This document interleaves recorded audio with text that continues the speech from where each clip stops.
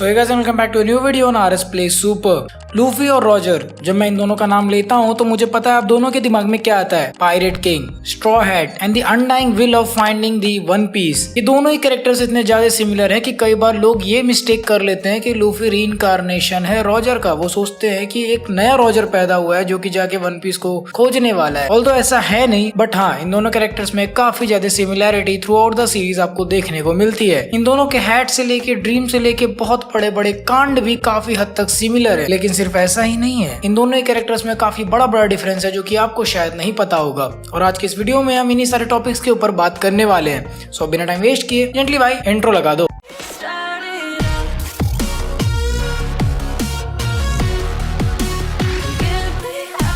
सबसे पहले हम बात करते हैं सिमिलैरिटीज की। तो यहाँ पे जो सबसे पहली सिमिलैरिटी है इन दोनों कैरेक्टर्स के बीच में, उसमें ये है कि लूफी और रॉजर दोनों को कॉन्कर करना बिल्कुल भी नहीं पसंद है। इन दोनों के बहुत बड़े एग्जांपल्स हैं। याद करो शाबोंडी आरपी एलागो में जब रेलिंग ने लूफी से पूछा था कि क्या तू इतने बड़े समुद्र को कॉन्कर कर पाएगा, तुम्हें लगता है तुम्हारे अंदर इतना दम है कि तुम इतने सारे बड़े पायरेट्स को डिफीट करके इस पूरे ग्रैंड लाइन को कॉन्कर कर लोगे? तो इस पर लूफी का जवाब था, मुझे कुछ भी कॉन्कर नहीं करना, मुझे कोई भी चीज पे अपना नाम नहीं लगाना है, मुझे इस दुनिया का सबसे फ्री इंसान बनना है। यही सेम चीज हमने तब भी देखी थी जब लूफी का ग्रैंड फ्लीट बनने वाला था, जिसमें उसने सिंपली बोल दिया था कि मैं किसी का लीडर वगैरह नहीं बनना चाहता, मुझे अपना खाना शेयर करना पसंद नहीं है। हाँ ठीक है, लूफी बहुत इनोसेंट एक्ट करता है, लेकिन रॉजर भी कुछ कम नहीं है। जब एड वॉर चल रहा था और शिकी ने उसे ऑफर किया कि एक काम करते हैं, मेरी पूरी की पूरी फ्लीट ले लेते हैं और तुमने जो एंशिएंट वेपन प्लूटॉन खोजा है, इन दोनों को कंबाइन करके हम इस पूरी दुनिया पे राज कर सकते हैं रॉजर। क्या तुम नहीं चाहोगे कि इस दुनिया का हर बंदा तुम्हारे अंडर काम करे? जिस पे रॉजर बोलता है कि मुझे ऐसा कुछ भी नहीं चाहिए, मुझे तुम्हारे इस दुनिया पे राज करने वाले किसी भी प्लान से कोई मतलब नहीं है, चुपचाप यहाँ से चले जाओ। और इसके जस्ट अपोजिट में हमें उनका ड्रीम भी बिल्कुल सिमिलर दिखता है।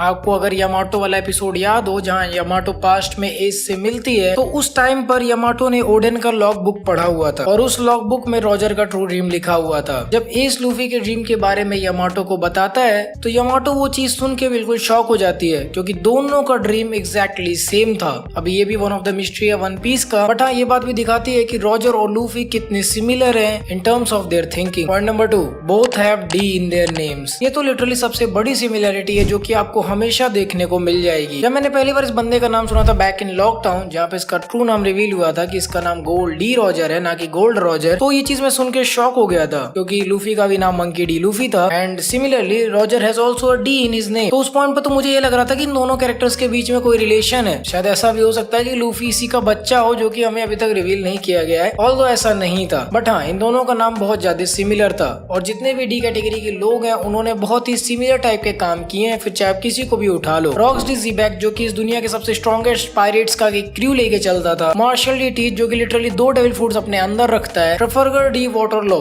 जो कि one of the strongest devil food का होल्डर है और उसने लिटरली रॉकी पोर्ट इंसिडेंट को शुरू किया था। गोल्डी रॉजर के बारे में तो आप जानते हो, इकलौता बंदा जिसने वन पीस को खोजा, end of course monkey D Luffy जिसने आई थिंक सबसे बड़ा कांड किया था एक सेलेस्टियल ड्रैगन को पंच करके, नॉट टू मेंशन कि उसने एनियस लॉबी भी उड़ा दी थी।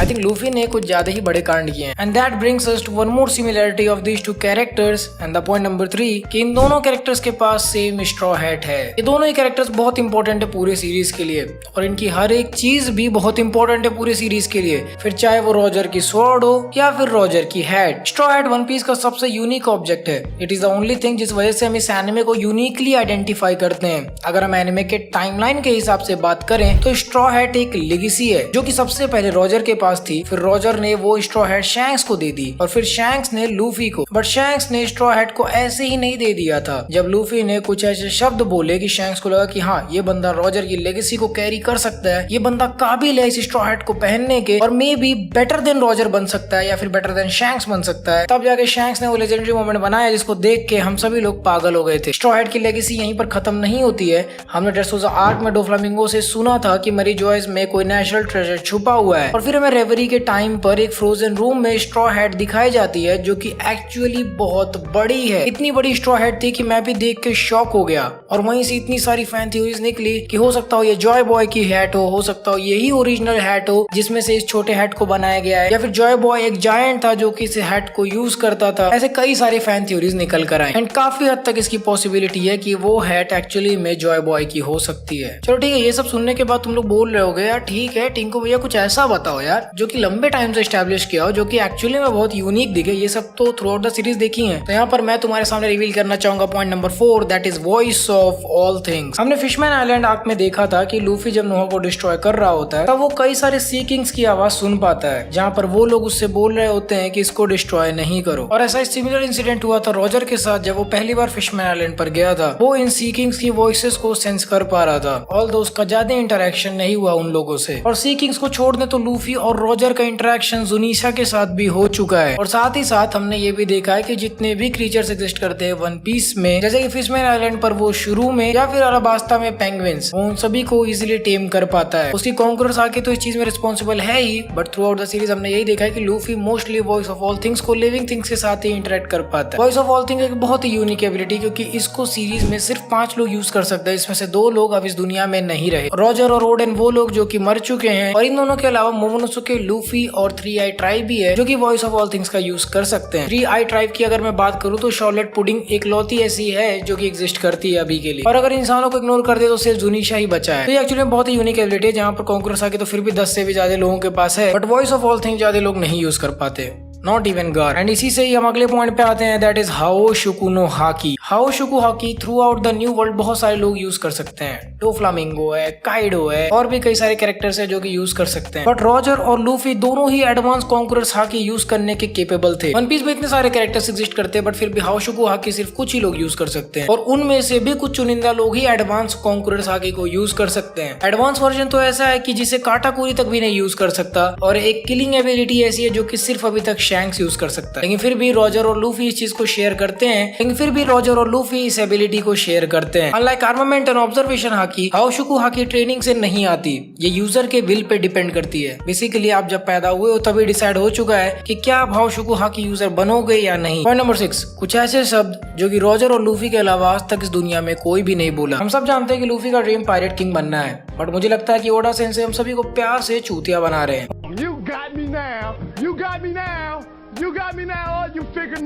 वन पीस का मेन प्लॉट अभी तक रिवील नहीं हुआ है, और ये ऐसा कुछ है जो लूफी पायरेट किंग बनने के बाद भी करना चाहता है। सीरीज के मिड में शैंक्स ने रेलिक से कहा था, there is a brat in East Blue who said the same thing as captain. और शैंक्स भी इतना बेवकूफ नहीं है जो नीका फ्रूट किसी भी बच्चे को दे देता। मरीन फोर्ड में भी एस बोलता है कि वो अब लूफी के ड्रीम का एंड रिजल्ट नहीं देख पाएगा, और हमें वानो में भी सेम चीज दिखाई जाती है जब यामाटो और एस की कॉन्वर्सेशन को रिकॉल किया जाता है। रॉजर भी जब व्हाइट बियर्ड से लास्ट टाइम मिला था और उसने व्हाइट बियर्ड से रिक्वेस्ट किया था कि ओडेन को 1 साल के लिए अपने शिप पर लाने के लिए, और उन दोनों को अपने एम के बारे में बताया था, तो व्हाइट बियर्ड और ओडेन का रिएक्शन बहुत ही ज्यादा अजीब हो गया था। और ये बिल्कुल सेम है जैसे साबो और एस का लूफी के ड्रीम का एंड रिजल्ट सुनने के बाद हुआ था। ऑल्दो रॉजर अपने इलनेस के चलते उस ड्रीम को पूरा नहीं कर पाया, पर लूफी जरूर करेगा। और ये चीज शैंक्स भी जानता है कि रॉजर चाचा अपना ड्रीम पूरा नहीं कर पाए, एंड इसीलिए उसने लूफी को इंटरेस्ट कर दिया अपना हैट कि भाई तू कंप्लीट कर और ये हैट मेरे पास लेके आ जब तू वर्ल्ड का स्ट्रॉन्गेस्ट पायरेट बन जाएगा। एक और काफी इंटरेस्टिंग सिमिलरिटी जो आपको ऑलरेडी पता होगी, बट फिर भी मैं आपको बता देता हूँ। इन दोनों कैरेक्टर्स ने सबसे पहला वॉइस कैप्टन एक स्वॉर्ड्समैन को चुना था, और इन दोनों के वॉइस कैप्टन यानी कि रेलिक और जोरो के एक आंख पर मार्क है। ऑल्दो मार्क अपोजिट आंखों पे है, बट हाँ मार्क हमें देखने को मिलता है। दोनों ही वॉइस कैप्टन स्वॉर्ड्स यूज करते हैं, एंड ऑल्सो कॉन्करर्स हाकी भी यूज कर सकते हैं। तो हाँ भाई, ऐसे भी कुछ अलग अलग सिमिलरिटीज एग्जिस्ट करती हैं। खैर ये तो सिमिलरिटीज की बात हो गई, बट अगर हम बात करें डिफरेंसेस की, तो डिफरेंसेस की लिस्ट तो और भी लंबी है जो कि शायद इतनी जल्दी खत्म भी नहीं होती, और इसीलिए रॉजर को लूफी का रीइंकार्नेशन या same to same as Roger बोलना गलत होगा। ऐसे कुछ ट्रेट्स हैं या डिफरेंसेस हैं जो कि रॉजर को लूफी से बहुत ही ज्यादा अलग बनाते हैं। जिसमें सबसे पहला पॉइंट आता है जो कि आप सभी को ऑब्वियसली पता है कि रॉजर एक नॉन डेविल फ्रूट यूजर था। वन पीस को क्या यूनिक करता है बाकी अदर एनिमे से कि इसमें ऐसे फ्रूट्स एग्जिस्ट करते हैं जो कि बेसिकली ह्यूमन मैनिफेस्टेशन से बनता है। मतलब जो भी तुम सोचते हो कि काश मेरे पास ये पावर होती, मैं ऐसा कर पाता, तो यहाँ पर डेविल फ्रूट्स ही तुमको उतना यूनिक और उतना ज्यादा स्ट्रॉन्ग कैरेक्टर बना सकते हैं। खैर बात करें रॉजर की, तो रॉजर को आज भी one of the strongest characters in the entire One Piece माना जाता है, बट फिर भी उसके पास कोई डेविल फ्रूट नहीं था। काफी समय से हम लोग यही एज्यूम कर रहे थे कि उसके पास एक बहुत ही स्ट्रॉन्ग ओपी डेविल फ्रूट होगा, या फिर हो सकता है उसके पास भी गम गम नो मी हो जैसे कि लूफी के पास था, बिकॉज द रीइंकार्नेशन थिंग जिससे हम यूज्ड टू हो चुके हैं। लेकिन ऐसा कुछ भी नहीं हुआ वन पीस में। रॉजर एक नॉन डेविल फ्रूट यूजर निकला जो कि टोटली अपने हाकी पे डिपेंड रहता है। और सिमिलरली अगर हम लूफी की बात करें तो लूफी के पास भी कोई ऐसा वैसा डेविल फ्रूट नहीं है। लूफी के पास एक ऐसा डेविल फ्रूट है जो कि शायद कोई ड्रीम ही नहीं कर सकता कि उसके पास कभी आएगा। आई डोंट इवन थिंक कि रॉजर को भी पता होगा कि ऐसा कोई डेविल फ्रूट एग्जिस्ट करता है जब तक उसने वन पीस नहीं खोज लिया था। लूफी के पास कोई ऐसा वैसा फ्रूट नहीं है। 20 साल बाद जाके हमें पता चला कि ये डेविल फ्रूट एक्चुअली में हिटोनोमी मॉडल नी का है, जिसको आज तक इस दुनिया में कोई नहीं खा पाया। और जिसकी वजह से अगर हम इन दोनों ही कैरेक्टर्स के पावर्स की बात करें तो ये दोनों ही कैरेक्टर्स अपनी एबिलिटीज में इंडिया के दो कोनों पे भी खड़ा करोगे तो भी कम पड़ेगा।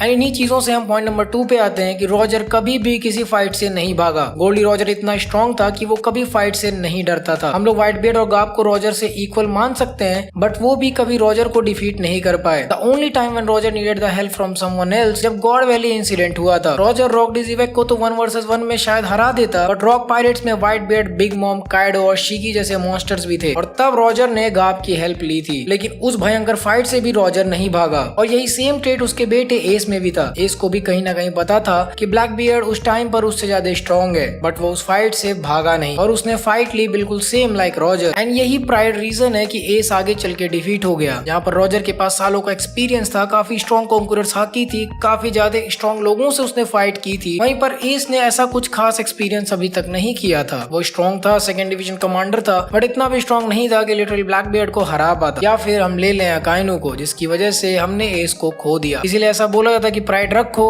बट औकात के अंदर। और यही सेम चीज हमें लूफी में देखने को मिलती है। लूफी के केस में रॉजर जैसा सीन है ही नहीं। इसका सबसे बड़ा एग्जांपल है कि लूफी और सारे के सारे स्ट्रॉ हेड शबोंडी से भाग रहे थे, और जहां रॉजर पायरेट्स कभी नहीं हारे थे, वहीं पर शायद एडमिरल किजारो इन सभी को बहुत ही आराम से डिफीट कर देता अगर वहां पर रेलिंग नहीं आता। और काफी इंटरेस्टिंग सा डिफरेंस है जो कि आपको देखने को मिलेगा कि रॉजर एक्चुअली में वेपन्स को यूज करता था, लेकिन लूफी आज तक प्राइमरीली किसी भी वेपन को यूज नहीं करता, अगर हम वानो वाला चूतिया आप छोड़ दें तो। लेकिन फिर भी लूफी के पास जहाँ पर ओपी डेविल फ्रूट है, वहीं पर रॉजर के पास एक बहुत ही ओपी स्वॉर्ड हुआ करता था जिसका नाम था एस। जी हाँ, रॉजर के बेटे का नाम उसके स्वॉर्ड के बाद पड़ा हुआ था। एस एक सुप्रीम ग्रेड की स्वॉर्ड थी जो कि लिटरली व्हाइट बियर्ड के मुराको मोगिरी से कम्पीट किया करती थी। रॉजर इस स्वॉर्ड में अपनी कॉन्करर्स हाकी को भर के इतने जोर से मारा करता था कि दुनिया भी टूटने लगती थी। लेकिन वहीं पर लूफी आज तक कभी भी किसी वेपन को यूज नहीं किया। ऑल्दो अगर वो कोई भाला वगैरह जैसा वेपन को यूज करता जैसे हमने ओरिजिनली मंकी किंग में देखा है, तो लूफी और भी ज्यादा ओपी कैरेक्टर बन जाता, क्योंकि उसका डेविल फ्रूट एक्चुअली में हर चीज को सपोर्ट करता है। लेकिन फिर भी ओडा सेंसेई ने इसे कभी भी कोई वेपन नहीं दिया, क्योंकि काइडो की फाइट में हम देख चुके हैं कि ये सन गॉड लिटरली बिजली को भी अपने हाथ में पकड़ के त्रिशूल की तरह यूज कर सकता है। आई थिंक इसको कभी वेपन की जरूरत भी नहीं। इसके अलावा इससे पहले भी हमने विटनेस किया कि लूफी बहुत ही आराम से बेलेमी से मार खा रहा था, जबकि वो उसे आराम से डिफीट कर सकता था। ये कुछ ऐसी चीजें हैं जो कि रॉजर के पास थी बट लूफी के अंदर नहीं है। रॉजर ने बहुत बेरहमी से स्क्वाड के सारे पायरेट्स को खत्म कर दिया था क्योंकि वो उसकी बेइज्जती कर रहे थे, बट वहीं पर लूफी कोई भी एक्शन नहीं ले रहा था क्योंकि उसे पता था कि ये लोग चूतियां हैं। और ये एक बहुत बड़ा डिफरेंस है, जहाँ पर लूफी कोई भी यूजलेस फाइट को अवॉइड करेगा एंड एक्चुअली में रॉजर से भी ज्यादा फ्री हो जाएगा क्योंकि वो उनके बारे में कभी सोचा ही नहीं या फिर कोई एक्शन नहीं लिया। पॉइंट नंबर 3, लोग रॉजर को बहुत ही डिफरेंटली ट्रीट करते थे। अब आई थिंक ये वर्ल्ड गवर्नमेंट का प्रोपेगेंडा था या फिर रॉजर की पर्सनैलिटी भी कुछ ऐसी ही थी। इसकी बैक स्टोरी में हमें दिखाया जाता है कि रॉजर बुरा था, लोग उससे नफरत करते थे और कोई नहीं चाहता था कि रॉजर का कोई बच्चा हो। रॉजर ने अपने पायरेसी के टाइम में इतने लोगों को हर्ट किया था, इतने सारे पायरेट्स को उसने डिफीट किया था,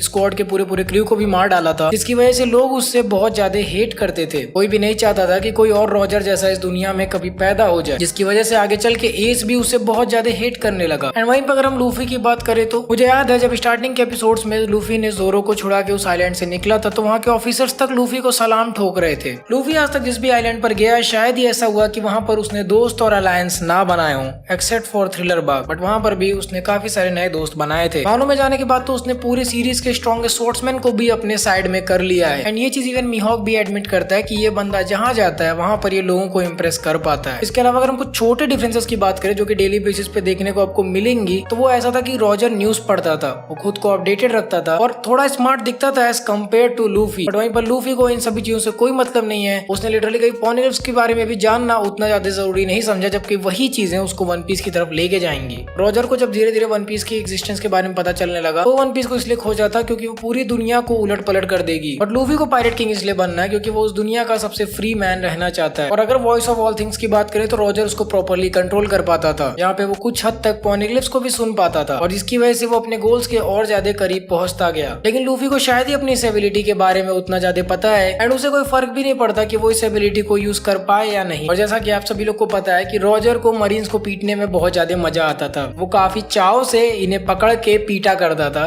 लेकिन लूफी इन्हें अवॉइड करता रहता जब तक वो उसके रास्ते में ना आए। आई डोंट थिंक कि उसने कभी सामने से जाके भी मरीन्स को हिट करने की कोशिश की है, जहाँ पे हमने देखा कि वो फुजीटोरो को अवॉइड करता है, वो स्मोकर को अवॉइड करता है, एंड अभी रिसेंटली तो उसने ग्रीन बुल को भी अवॉइड ही किया था। और यही सारी कुछ ऐसी चीजें हैं जो कि लूफी को रॉजर से बिल्कुल ही अलग बनाती हैं, और शायद लूफी को रॉजर से और भी ज्यादा काबिल बनाती है वो स्ट्रॉ हैट पहनने के लिए, जैसा कि रेलिंग ने खुद बोला था। और यही चीज एक ऐसा बड़ा रीजन है जिसकी वजह से वन पीस भी अपने आप में एक बहुत ही यूनिक एनिमे है, क्योंकि जहाँ नारुतो में रीइंकार्नेशन वगैरह को यूज किया गया था, जिसकी वजह से आगे चल के कैरेक्टर डेवलपमेंट ही पूरा मर गया था, वहीं पर ये चीज वन पीस में एग्जिस्ट ही नहीं करती है। सीरीज के दो इंपॉर्टेंट कैरेक्टर जिनके गोल सेम है, जिनकी एबिलिटीज सेम है और जिनके ड्रीम्स भी सेम है, वो एक दूसरे से कोसों दूर है। That is what makes this story the greatest story ever told. अगर आप लोग को लगता है कि मैंने कोई सिमिलरिटी या डिफरेंस को मिस कर दिया तो आप वो चीज कमेंट में बता सकते हो, और इससे बाकी सारे व्यूअर्स को भी हेल्प मिलेगा अगर वो कमेंट पढ़ेंगे। अगर तुम लोग को वीडियो अच्छी लगी तो वीडियो को लाइक कर दो, चैनल को फटाफट सब्सक्राइब कर दो। 1 लाख सब्सक्राइबर्स हमें करने हैं यार, अभी तो दिख रहा है, अब तो हो भी जाएगा, जल्दी कर दो। मैं वीडियोस भी रेगुलर डाल रहा हूँ और अब मैं तुम लोगों से मिलूंगा अगले वीडियो में। So until the next video, play on.